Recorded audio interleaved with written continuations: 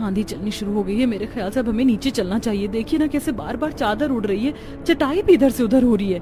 अरे बहू, तो इतनी ठंडी ठंडी हवाओं को आंधी कैसे कह सकती है? अभी थोड़ी देर पहले तक मुझे कितना पसीना आ रहा था, लेकिन अब देख तुझे, क्या ठंडी हवाएं पसंद नहीं है? और नहीं तो क्या बहू, और रही चादर और चटाई की बात तो उन्हें अच्छे से पकड़कर बैठो, नहीं उड़ेगी। कौन सा तूफान आ गया है। माया के ससुराल वाले तो इस आंधी को काफी एंजॉय करते हैं, लेकिन वहीं माया बार बार परेशान होती है। कभी उसकी चादर उड़ती तो कभी चटाई, तो कभी बार बार मिट्टी माया की आंखों में आने लगती। हे भगवान, क्या मुसीबत है। मैं वैसे ही छत पर सोकर कम परेशान थी, जो अब आंधी भी चलने लग गई। जून जुलाई का महीना, ऐसे आंधी तो अक्सर आएगी। मेरा क्या होगा। ऐसे ही कुछ दिन गुजर जाते हैं, लेकिन माया को हर रात आंधी तेज हवा में छत पर सोना पड़ता। आज भी माया जैसे तैसे करके आंधी में सोने की कोशिश करती है कि तभी अब तेज आंधी के साथ साथ बारिश भी शुरू हो जाती है।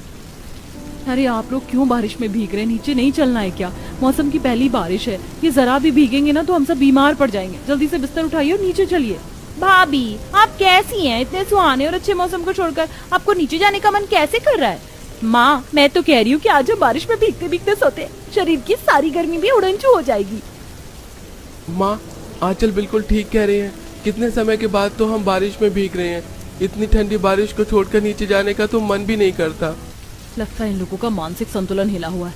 बारिश में भीगना तो सुना था, लेकिन बारिश में इस तरह सोता कौन है? खुद तो बीमार पड़ेंगे ही, मुझे भी बीमार करके ही छोड़ेंगे। अपने ससुराल वालों के चलते माया को भी अब बारिश में ही सोना पड़ता है। अगले दिन माया जब खुद को आईने में देखती है तो उसके शरीर पर छोटे छोटे लाल दाने निकल आई थी, और साथ ही माया को अब हल्का हल्का बुखार भी महसूस होने लगा था। खुद तो बीमार हुए, साथ में मुझे भी बीमार कर दिया। इन लोगों का क्या है, पूरा दिन तो कमरे में ही बैठे रहेंगे, लेकिन घर के काम तो मुझे करने हैं ना। 5 मिनट के लिए क्या बैठ जाओ तो सर पर चढ़कर तांडव करने लगते हैं। बहू ये नहीं किया, बहू वो नहीं किया। अरे बहू हूँ, कोई रोबोट नहीं। इंसान रोबोट को भी थोड़ी देर के लिए आराम करने के लिए छोड़ता है, लेकिन ये लोग तो इतने गए गुजरे हैं कि पूछो मत। ना दिन में सुकून मिलता है, ना रात में चैन। दिन में घर के कामों से परेशान हो और रात में आंधी बारिश से। ऐसे ही कुछ दिन गुजर जाते हैं। माया सबके खाने के बाद प्लेट उठा रही होती है कि तभी वो अपनी सास और नंद को बात करते हुए सुनती है।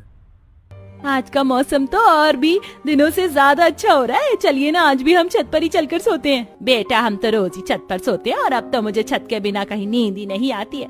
थोड़ी देर बाद छत पर जाकर सबके लिए बिस्तर लगा देना। ये लोग तो आज भी छत पर सोने का प्लान बना रहे हैं, और आज तो हवाएं भी काफी तेज चल रही हैं। अगर इसी तरह मैं आंधी में छत पर सोती रही तो एक दिन मैं ही ना उड़ जाऊं। कुछ सोच माया, कुछ सोच।